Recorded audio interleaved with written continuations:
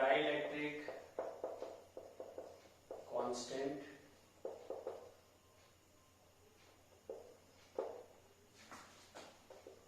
of the medium.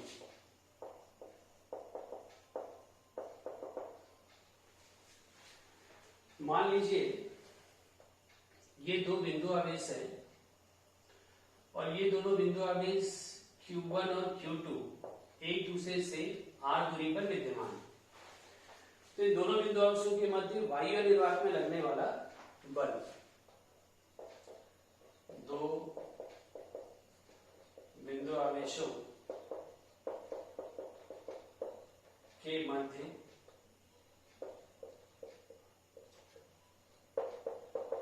वायु या निर्वात में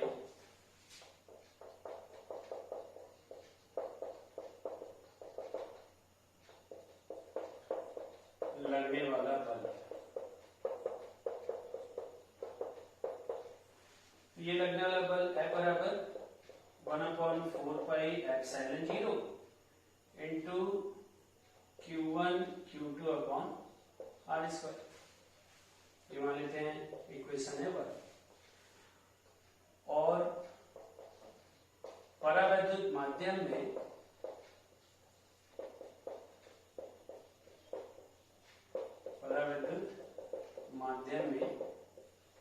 उन्हीं दो बिंदु आवेशों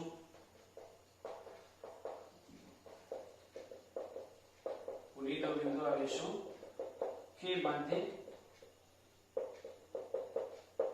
लगने वाला बल। उन्हीं दो बिंदु आवेशों के मध्य लगने वाला बल F बराबर 1/4πε0 कैपिटल के into Q1 Q2 upon r²। यहाँ पे कैपिटल की क्या है, तो कैपिटल के है माध्यम का परावैद्युता।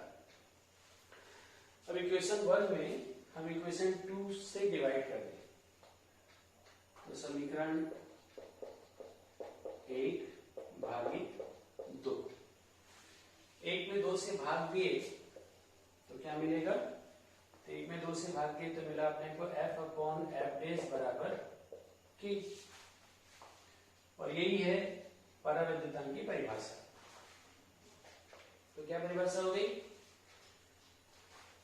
कि वायु निर्वात में किन्हीं दो बिंदु आवेशों के मध्य लगने वाला बल और परावैद्युत माध्यम में उन्हीं दो बिंदु आवेशों के मध्य उतनी दूरी पर लगने वाले बल के अनुपात को उस माध्यम का परावैद्युतांक कहते हैं। क्या वायु निर्वात में किन्हीं दो बिंदु आवेशों के मध्य लगने वाला बल और परावैद्युत माध्यम रख दिया जाए बीच में तो उन्हीं दो बिंदु आवेशों के मध्य उतनी दूरी पर लगने वाले बल के अनुपात को इस माध्यम का परावैद्युतांक कहते हैं।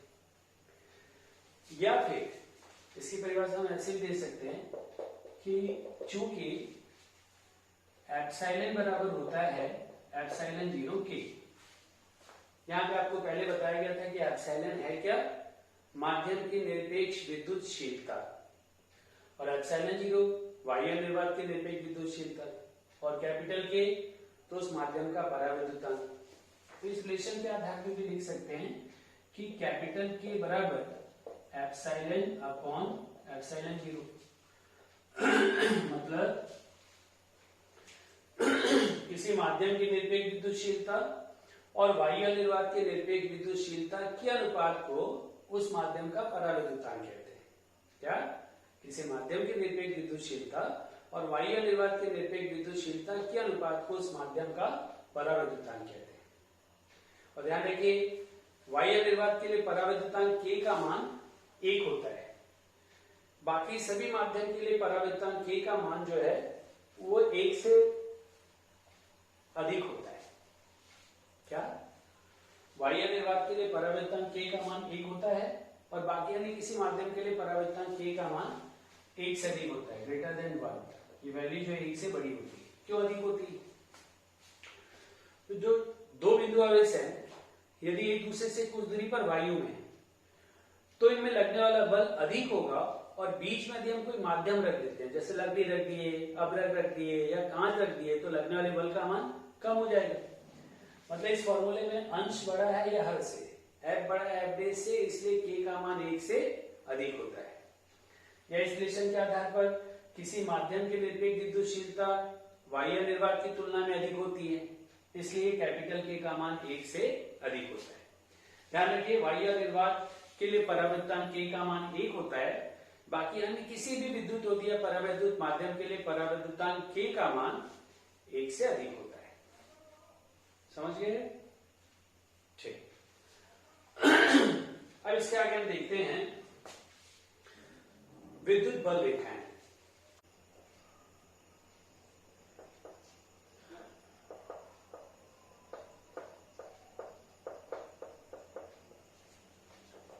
विद्युत बल रेखाएं या इसका विद्युत क्षेत्र रेखाएं भी बोलते हैं। क्या बोलते हैं? विद्युत क्षेत्र रेखाएं।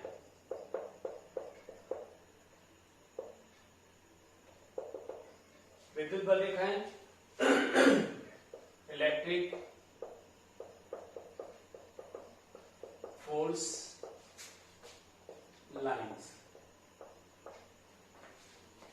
विद्युत क्षेत्र रेखाएं तो इलेक्ट्रिक फील्ड लाइंस। तो ये विद्युत बल रेखाएं है क्या? तो ये एकांक धनावेश के गमन करने का मार्ग होती है। क्या होती है?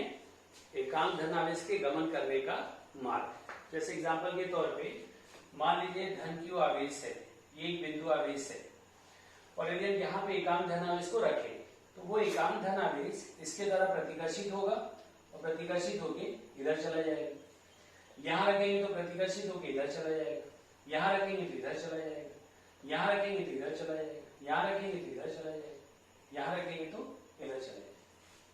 तो एकांक धनावेश के गमन करने का मार्ग ही होता है विद्युत बल रेखाएं।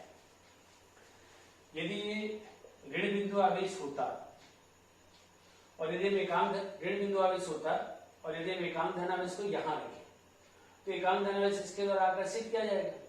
तो एकांक धनावेश आकर्षित होके इसके पृष्ठ तक लंबवत पहुंचेगा।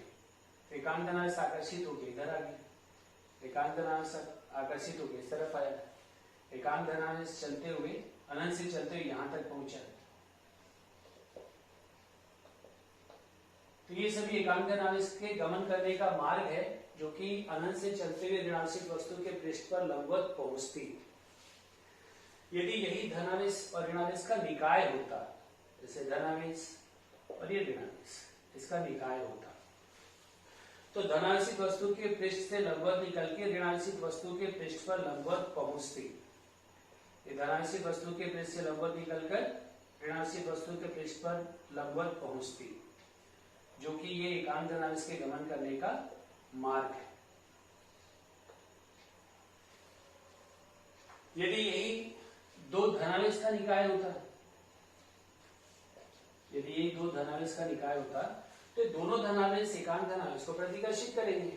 तो ये एकांक धनावेश के गमन करने का मार्ग तब कुछ इस तरीके से हो जाता।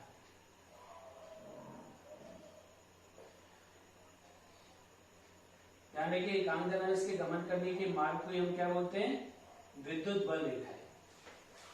ये विद्युत बल रेखाएं धनावेशित वस्तु के पृष्ठ से लंबवत निकल के अनंत तक चली जाती है, या अनंत से चलते ऋणावेशित वस्तु के पृष्ठ पर लंबवत पहुंचती हैं, या धनावेशित वस्तु के पृष्ठ से लंबवत निकल के ऋणावेशित वस्तु के पृष्ठ पर लंबवत पहुंचती। इसके आधार पर यह बोला जाता है विद्युत बल रेखा मतलब विद्युत क्षेत्र में खींचा गया वह काल्पनिक निष्कोण वक्र जिस पर एकांक धनावेश गमन करता है, उसे विद्युत बल रेखाएं कहते हैं। क्या? विद्युत क्षेत्र में खींचा गया वह काल्पनिक निष्कोण वक्र जिस पर एकांक धनावेश गमन करता है, विद्युत बल रेखाएं कहलाती है। ये विद्युत बल रेखाएं धनावेशित वस्तु के पृष्ठ से लंबवत निकल के अनंत तक चली जाती है। ये विद्युत बल रेखाएं अनंत से चलते ऋणावेशित वस्तु के पृष्ठ पर लंबवत पहुंचती है। ये विद्युत बल रेखाएं धनावेशित वस्तु के पृष्ठ से लंबवत निकलते हुए ऋणावेशित वस्तु के पृष्ठ पर लंबवत पहुंचती। बल रेखा की किसी बिंदु पर खींची गई स्पर्श रेखा उस बिंदु पर विद्युत क्षेत्र की तीव्रता की दिशा को व्यक्त करती है। मतलब यहाँ पर विद्युत क्षेत्र की तीव्रता की दिशा क्या होगी?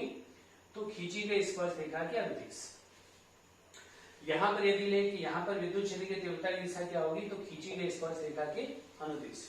बल रेखा के किसी बिंदु पर खींची गई स्पर्श रेखा उस बिंदु पर विद्युत क्षेत्र की तीव्रता की दिशा को व्यक्त करती है। ये सब प्रॉपर्टी है इनकी विद्युत बल रेखाओं। ध्यान रखिए, दो विद्युत बल रेखाएं कभी भी एक दूसरे को काटती नहीं। इससे संबंधित तथ्यात्मक प्रश्न पूछा भी जाता है कि क्या दो विद्युत बल रेखाएं एक दूसरे को काटती हैं? तो दो विद्युत बल रेखाएं कभी भी एक दूसरे को नहीं काटती, क्योंकि यदि किसी बिंदु पर ये बल रेखा एक दूसरे को काटेंगे, जैसे ये एक बल रेखा है, ये एक दूसरी बल रेखा है, ये दोनों एक दूसरे को यदि काट दें यहाँ पर, तो इस बल रेखा के सापेक्ष इस बिंदु पर विद्युत क्षेत्र की तीव्रता की दिशा इस तरफ होगी। इस बल रेखा के सापेक्ष स्पर्श रेखा खींचेंगे तो विद्युत क्षेत्र की तीव्रता की दिशा इस तरफ होगी। मतलब इस बिंदु पर परिणामी तीव्रता की दो दिशा होगी, जो कि संभव नहीं है, क्योंकि परिणामी बल की दिशा या परिणामी तीव्रता की दिशा हमेशा एक ही होती है। तो दो विद्युत बल रेखा कभी भी एक दूसरे को नहीं काटती, क्योंकि यदि किसी बिंदु पर काटेंगे तो उस बिंदु पर विद्युत क्षेत्र की तीव्रता की दो दिशा होगी, जो कि संभव नहीं है। ध्यान रखिए, ये विद्युत बल रेखाएं खुला वक्र बनाती है। विद्युत बल रेखाएं खुला वक्र बनाती है। ये विद्युत बल रेखाएं यहाँ पे पास पास है और इधर दूर दूर है। तो जहां विद्युत बल रेखाएं पास पास होती है वहां विद्युत क्षेत्र की तीव्रता अधिक होती है, और जहां दूर दूर होती है मतलब विरल होती है वहां पे विद्युत क्षेत्र की तीव्रता कम होती है। विद्युत बल रेखाएं जहां सघन होती है वहां विद्युत क्षेत्र की तीव्रता अधिक, जहां विरल होती है वहां विद्युत क्षेत्र की तीव्रता कम होती है। ये विद्युत बल रेखाओं से संबंधित प्रॉपर्टी। इसमें एक दो जानकारी और कि जैसे इसमें दो विजातीय आवेशों का निकाय दिख रहा है। इसमें विद्युत बल रेखाएं लंबाई के अंदर सरल रेखा में सिमटने का प्रयास करती है, जो कि दर्शाती हैं कि विजातीय आवेशों में आकर्षण बल लगता है। क्या? यदि विजातीय आवेशों का निकाय है तो विद्युत बल रेखा लंबाई के अंदर से एकदम सीधा होना चाहती है, मतलब लंबाई के अंदर सरल रेखा में सिमटने का प्रयास करती है, जो कि दर्शाती है कि विजातीय आवेशों में आकर्षण बल लगता है। और यही पर दिख रहा है कि ये सजातीय आवेश है, विद्युत बल रेखाएं एक दूसरे से दूर हटी। तो विद्युत बल रेखाएं लंबाई के लंबवत एक दूसरे से दूर हटने का प्रयास करती है। विद्युत बल रेखाएं लंबाई के लंबवत एक दूसरे से दूर हटने का प्रयास करती है, जो कि दर्शाती है कि सजातीय आवेशों में प्रतिकर्षण बल लगता है। तो ये था विद्युत बल रेखा है और उससे संबंधित उसकी प्रॉपर्टी गुण।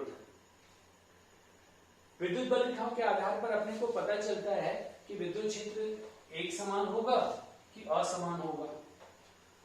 तो असमान विद्युत क्षेत्र और एक समान विद्युत क्षेत्र। असमान विद्युत क्षेत्र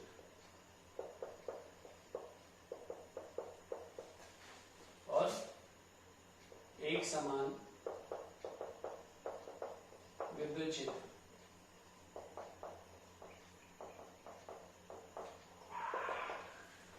तो असमान विद्युत क्षेत्र, असमान विद्युत क्षेत्र में भी हम विद्युत बल रेखाएं खींचते हैं तो ये विद्युत बल रेखाएं इधर चली गई, इधर चली गई, इधर चली गई, मतलब दिशा अलग अलग हो जाएगी। परिमाण समान भी हो सकता है और असमान भी हो सकता है, लेकिन दिशा अलग अलग। और यदि यही समान विद्युत क्षेत्र है तो खींची गई बल रेखा एक दूसरे के समानांतर होती है, तो ये समरूप या एक समान विद्युत क्षेत्र होता है। तो असमान विद्युत क्षेत्र क्या बोलेंगे?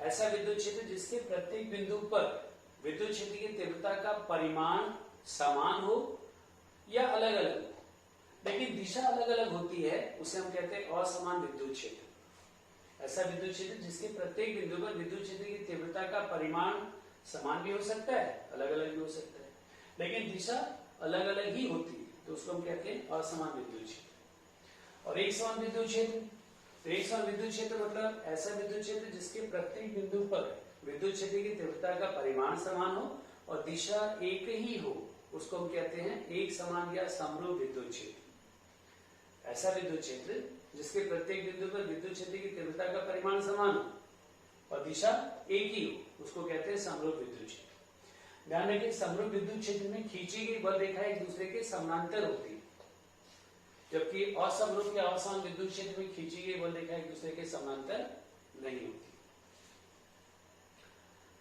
अब देखा जाए इलेक्ट्रिक डायपोल।